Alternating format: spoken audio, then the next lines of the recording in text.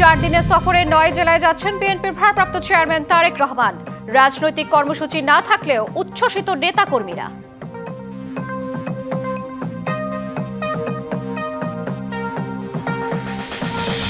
যোগসুর প্রথম নির্বাচনের শীর্ষ 3 পদে জয় পেল ছাত্র শিবির। ভিপি রিয়াজুল, জিএস আব্দুল আলিম ও এজিএস মাসুদ রানা।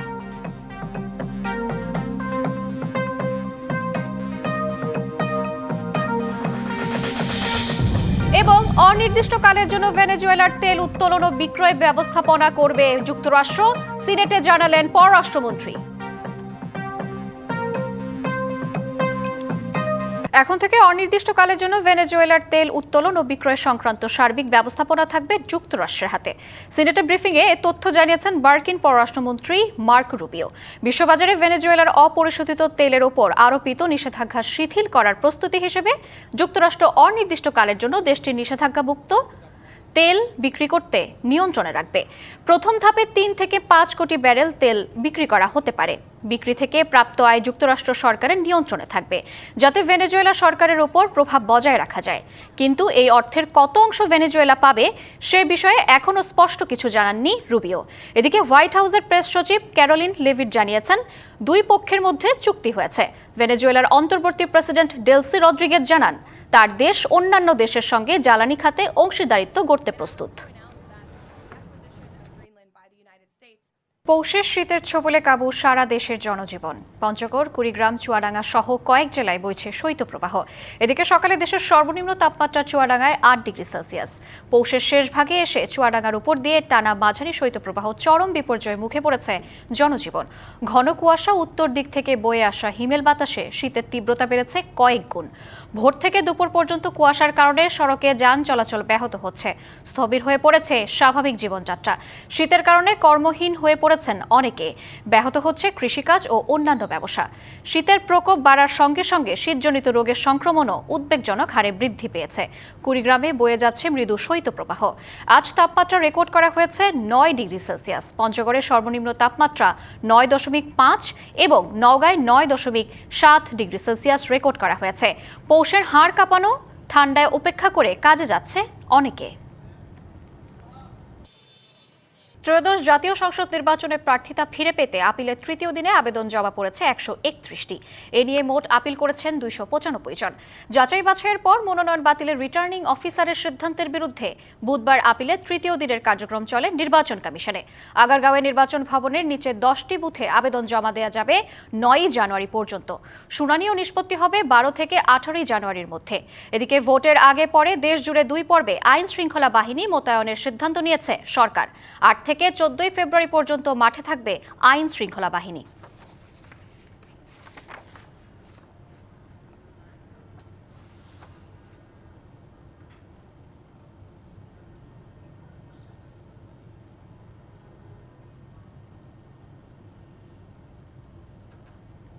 রাজধানীর তেজগাঁওয়ের তেজতুরি বাজার এলাকায় আজিজুর রহমান মোসাব্বির নামে একজনকে গুলি করে হত্যা করা হয়েছে। তিনি ছিলেন ঢাকা মহানগর উত্তর স্বেচ্ছাসেবক দলের সাবেক সাধারণ সম্পাদক। ওই ঘটনায় আবু সুফিয়ান মাসুদ নামে আরও একজন গুলিবিদ্ধ হয়েছেন। পুলিশ বলছে, অন্ধকার গলিতে আগে থেকে লুকিয়ে থাকা দুর্বৃত্তরা মোসাব্বিরকে গুলি চালিয়ে হত্যা করে।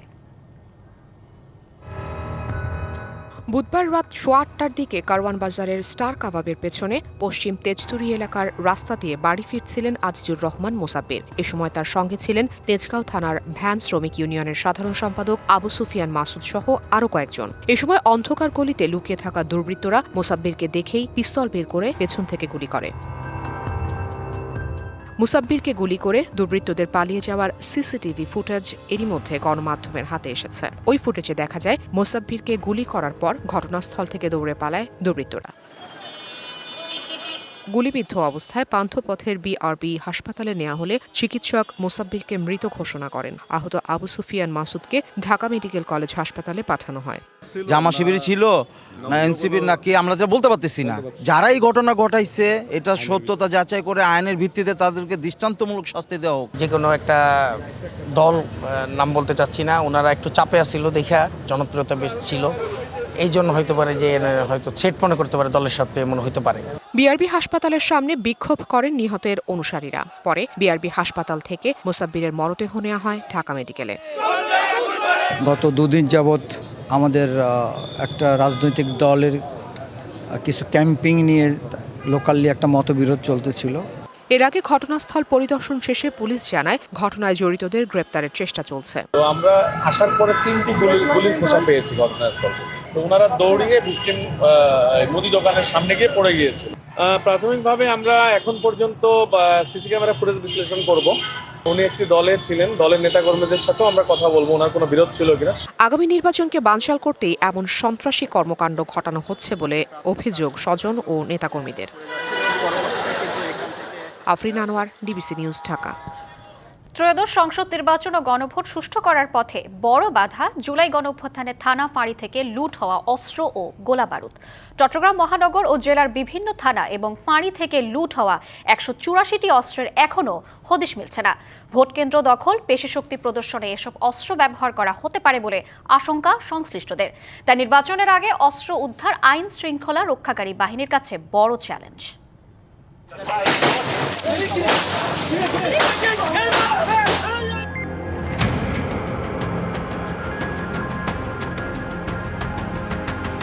চট্টগ্রামে একের পর এক ঘটছে রাজনৈতিক হত্যাকাণ্ড।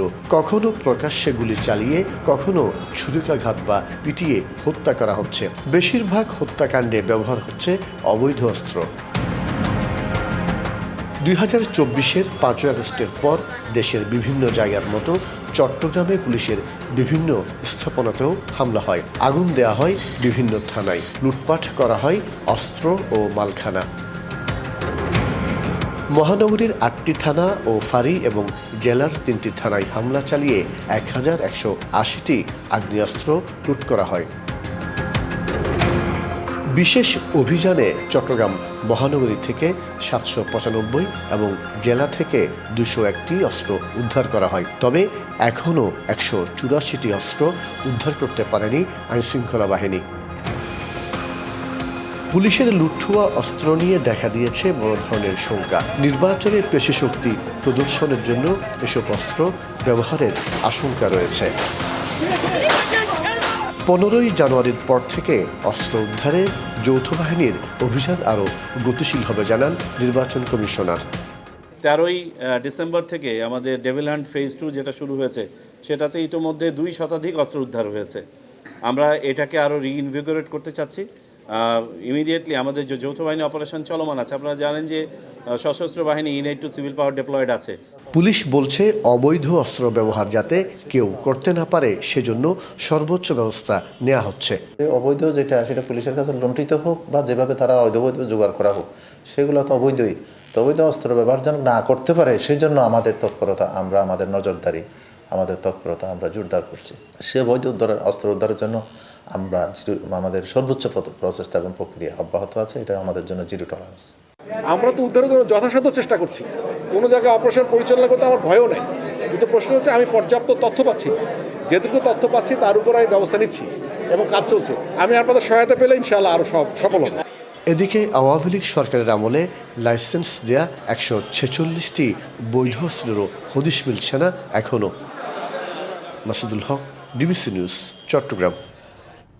নির্বাচন কমিশন সচিবালয়ে আছেন সহকর্মী বিজন কুমার দাস, তার কাছ থেকে জানবো সেখানকার খবর। বিজন, আজকের কি অবস্থা দেখছেন নির্বাচন কমিশন থেকে? সবশেষ তথ্য জানাবেন। দেখুন শ্রাবন্তী, আপিল গ্রহণের 5 দিনব্যাপী আপিল গ্রহণের আজকে 4র্থ দিন। সকাল 9টা থেকেই শুরু হয়েছে আপিল গ্রহণ। তো কিছুক্ষণ আগে আমরা জানতে পেরেছি এখানে আজকে 4টি মতো আপিল ইতিমধ্যেই গ্রহণ করা হচ্ছে। এই সব মিলিয়ে প্রায় 300 পার হয়ে গেছে আপিল গ্রহণ। কিছুক্ষণ আগে প্রধান নির্বাচন কমিশনার এখানে আপিল গ্রহণের যে কার্যক্রম সেটি তিনি পরিদর্শন করতে এসেছিলেন। তিনি সবগুলো বুথে গেছেন এবং খোঁজখবর নিয়েছেন যে আসলে প্রার্থীদের কাছ থেকে যে কাগজপত্রগুলো ঠিকঠাক মতো জমা নেওয়া হচ্ছে কিনা এটি খোঁজখবর নিয়েছেন। সেই সময়ে প্রার্থীদের সাথে আমরা কথা বলেছি। প্রার্থীদের তারা বলছেন যে যারা বিশেষ করে স্বতন্ত্র প্রার্থী তারা বলছেন যে 1% যে ভোটারদের 1 ভাগ ভোটারদের যাদের স্বাক্ষর গ্রহণ করতে হয়, এটি জটিলতার কারণেই তাদের বেশিরভাগ প্রার্থীদের তারা বাতিল হয়েছে। এবং তারা বলছেন যে আওয়ামী লীগ সরকার আমলে যেটি করা হয়েছিল এই গণ অভ্যুত্থানের পরও এই সরকার বা নির্বাচন কমিশন কেন সেই পদ্ধতিটি রাখলো এই নিয়ে তারা ক্ষোভ প্রকাশ করেছেন এবং প্রধান নির্বাচন কমিশনারের কাছে আবেদন করেছেন যে এটি এটি জেনে তারা বাতিল করেন। আর যেমনটি বলছিলেন, আপনি একটি তথ্য জানিয়ে রাখি যে আপিল শুনানি যেটি হবে সেটি হচ্ছে 12 থেকে 18 পর্যন্ত না, 10 জানুয়ারি থেকে 18 জানুয়ারি পর্যন্ত সেই আপিলের শুনানি হবে। ঠিক এই মুহূর্তে আমার সাথে একজন প্রার্থী আছেন, আপনি সম্ভবত ফরিদপুর 1 আসন থেকে প্রার্থীতা আপনার বাতিল হয়েছে, তো কেন বাতিল হয়েছে, এখন আপনি জমা দিয়েছেন, কি প্রত্যাশা করছেন আপনি? আমি বীর মুক্তিযোদ্ধা প্রফেসর ডাক্তার গোলাম কবির। আমি আসলে নির্বাচন করার জন্যে উদ্যোগী হয়ে এই 1% ভোট যে কালেকশন করতে হয় সমর্থন হিসেবে, এর জন্যে আমি বিভিন্ন জায়গায় নিজে গিয়েছি এবং আমার লোকজনও পাঠিয়েছি এবং আমি প্রায় 6000 ভোটারের এরকম সমর্থনযুক্ত আমি জমা দিয়েছিলাম। কিন্তু যাচাই বাছাইতে বলা হলো যে আমার 3 জন ভোটারের পায় নাই। তো আমি মনে করি যে এটা একটা হয়রানি, এই 1% করে এই যে 5000 বা 6000 মতন ভোটারের আমার এখন তো আপনি জমা দিয়েছেন কাগজপত্র নতুন করে, আপনি এখন কতটা আশাবাদী যে শুনানি হবে 10 থেকে 18 জানুয়ারি পর্যন্ত? আপনি কতটা আশাবাদী যে আপনি আপনার প্রার্থিতা ফিরে পাবেন? আমি 100% আশাবাদী, তার কারণ আমার তো সব কিছু ঠিক ছিল, আমি নিয়েছিও সমর্থন 1%। দেখছি বিভিন্ন রাজনৈতিক দল ইতিমধ্যে তারা অভিযোগ করেছেন যে এখনো লেভেল প্লেইং ফিল্ড তৈরি হয়নি, আইন শৃঙ্খলার উন্নতি হয়নি। সেই প্রশ্নটি আমরা প্রধান নির্বাচন কমিশনার যে আসছিলেন তাকে করেছিলাম। তো আপনার কি মনে হচ্ছে যে মাঠের অবস্থা কেমন একটি সুষ্ঠু নির্বাচনের জন্য? না, সুষ্ঠু নির্বাচনের জন্য এখনও মাঠের অবস্থা খুব একটা ভালো না। আর বিশেষ করে আইন শৃঙ্খলা তো যেখানে সেখানে মারামারি, কাটাকাটি, হত্যা এগুলো তো হচ্ছেই।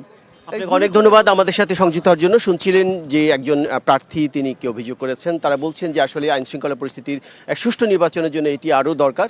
আর যেমনটি বলছিলাম যে যারা এই মনোনয়ন জমা দিয়েছেন প্রথম 2 দিনে 164টি আপিল আবেদন জমা পড়েছিল, তৃতীয় দিন পড়েছে 131টি, সব মিলিয়ে 300 পার হয়ে গেছে এবং আগামীকালকেও জমা নেওয়া হবে। তার 10 থেকে 18 জানুয়ারি পর্যন্ত তারা সেই আপিল শুনানি হবে এবং আপিলে যারা বৈধ কাগজপত্র জমা দিয়েছেন এবং প্রধান নির্বাচন কমিশনের নেতৃত্বে একটি কমিশন সে আপিল করবেন এবং সেখানে যদি প্রার্থীরা সঠিক কাগজপত্র জমা দিয়ে থাকেন এবং তারই এখানে সিদ্ধান্ত গ্রহণ হবে এবং আগের নির্বাচন কমিশনার যে রিটার্নিং কর্মকর্তা যে তাদের প্রার্থিতা বাতিল করেছেন সেটি হয়তো তারা ফিরে পেতে পারেন। তো আপনাকে ধন্যবাদ। দেশে ফেরার পর প্রথমবারের মতো 4 দিনের সফরে ঢাকার বাইরে যাচ্ছেন বিএনপির ভারপ্রাপ্ত চেয়ারম্যান তারেক রহমান। কোনো রাজনৈতিক কর্মসূচি না থাকলেও এই সফরের খবরে উচ্ছ্বাস প্রকাশ করেছেন তৃণমূলের নেতাকর্মীরা। রবিবার শুরু হবে এই যাত্রা। 4 দিনের সফর করবেন টাঙ্গাইল, সিরাজগঞ্জ, বগুড়া, রংপুর, দিনাজপুর, ঠাকুরগাঁও, পঞ্চগড়, নীলফামারী ও লালমনিরহাট, এই 9টি জেলাগুলোতে এ সফরে সাংগঠনিক কর্মসূচি, নেতাকর্মীদের সঙ্গে মতবিনিময় ও জুলাই আন্দোলনের শহীদদের কবর জিয়ারত ও পরিবারের সঙ্গে দেখা করবেন। 7 জানুয়ারি এক সংবাদ বিজ্ঞপ্তিতে এই কর্মসূচির কথা জানানো হয়েছে। এক্ষেত্রে নির্বাচন কমিশনের আচরণবিধি কোনো ক্রমেই লঙ্ঘন করা হবে না বলে বিএনপির পক্ষ থেকে জানানো হয়েছে।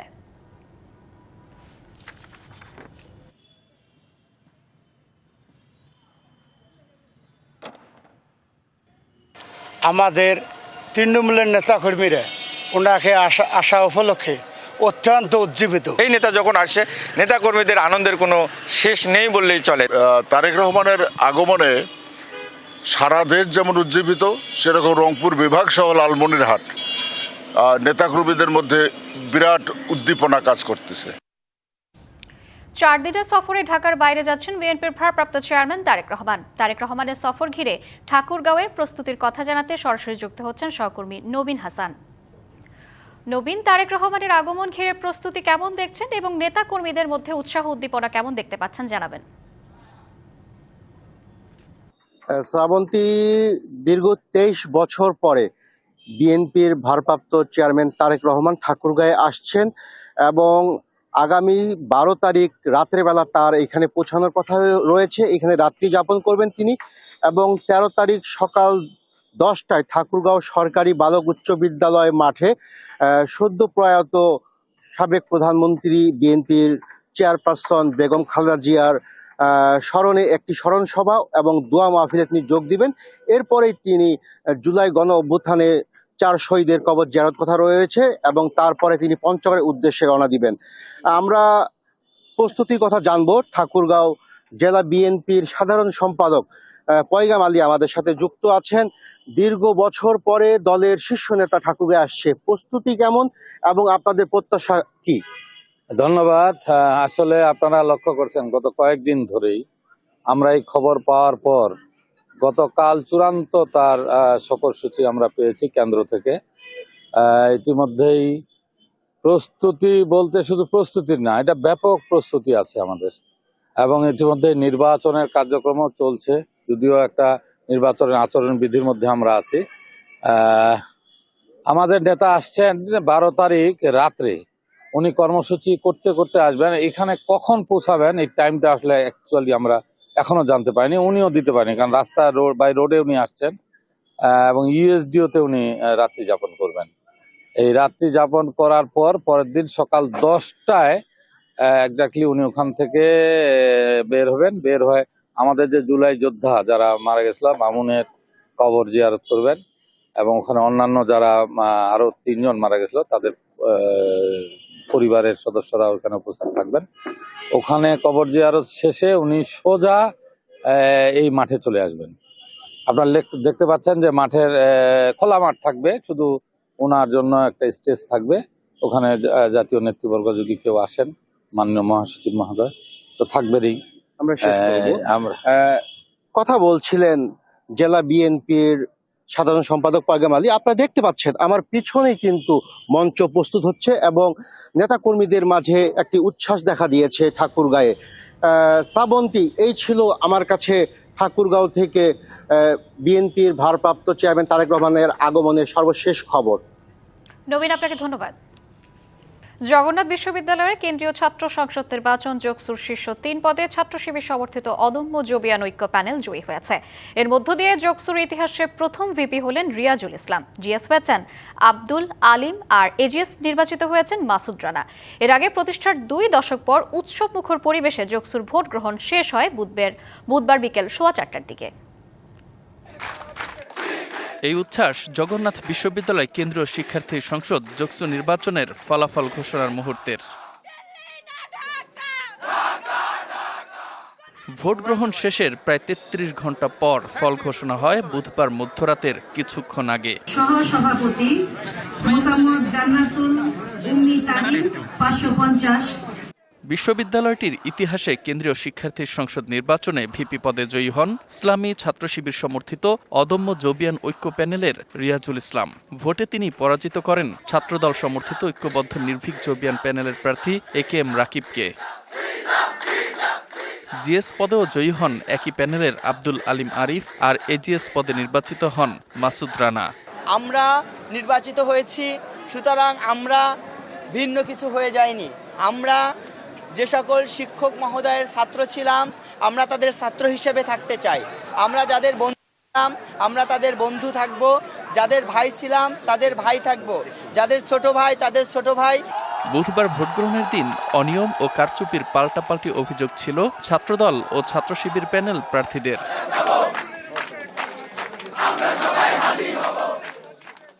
Mustafa Kamal, DBC news. ত্রয়োদশ জাতীয় সংসদ নির্বাচনে ভোটের দিন ঠিক হয়েছে 12ই ফেব্রুয়ারি। সারা দেশে বইছে সেই ভোটের হাওয়া। এ নিয়ে কি ভাবছেন সাধারণ মানুষ থেকে শুরু করে আগামীর জনপ্রতিনিধিরা, সে কথা জানাতে ডিবিসি নিউজের ইলেকশন এক্সপ্রেস ছুটে যাচ্ছে সব সংসদীয় আসনে। এখন আছে সংসদীয় আসন 225, সুনামগঞ্জ 2-এ।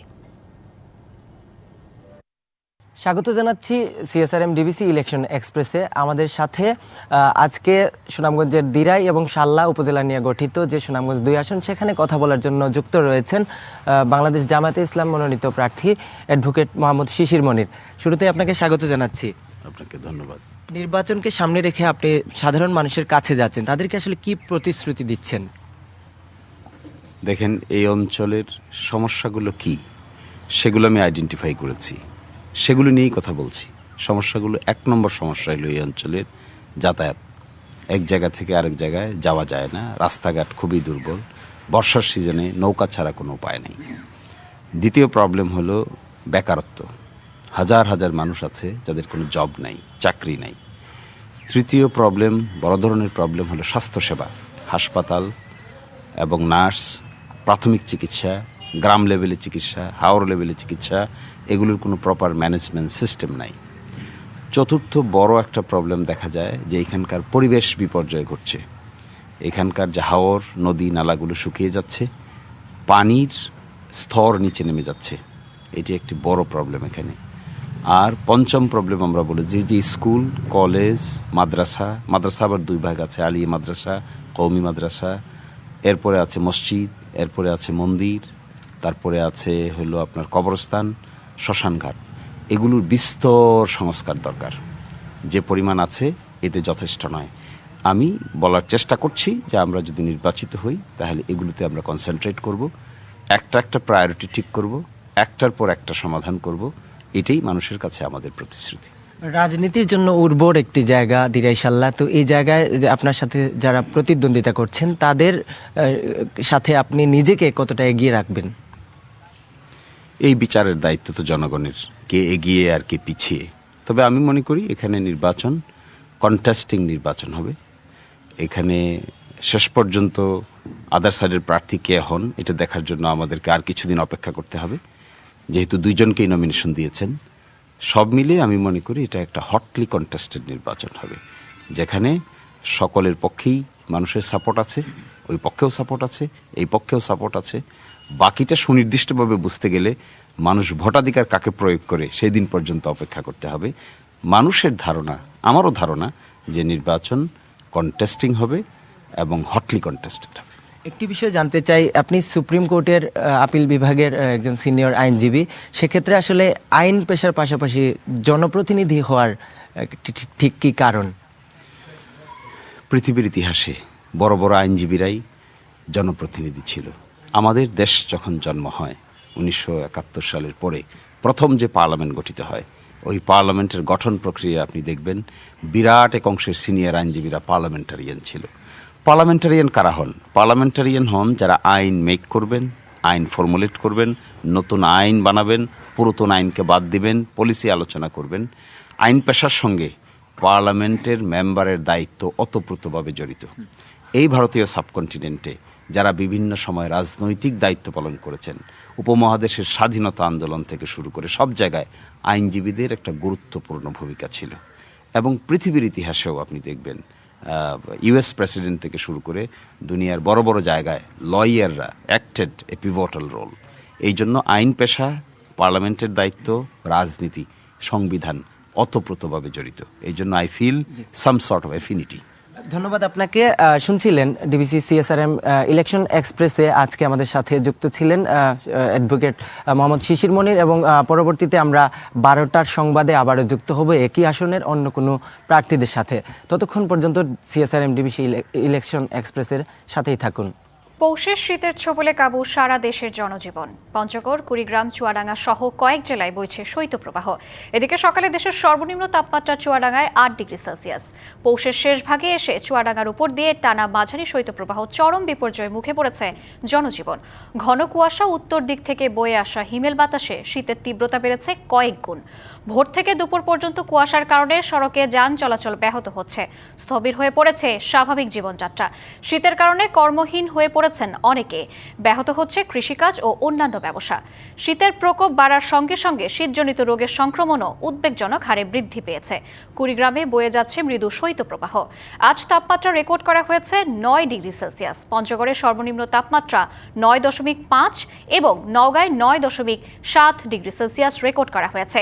পৌষের হাড় কাঁপানো ঠান্ডায় উপেক্ষা করে কাজে যাচ্ছে অনেকে।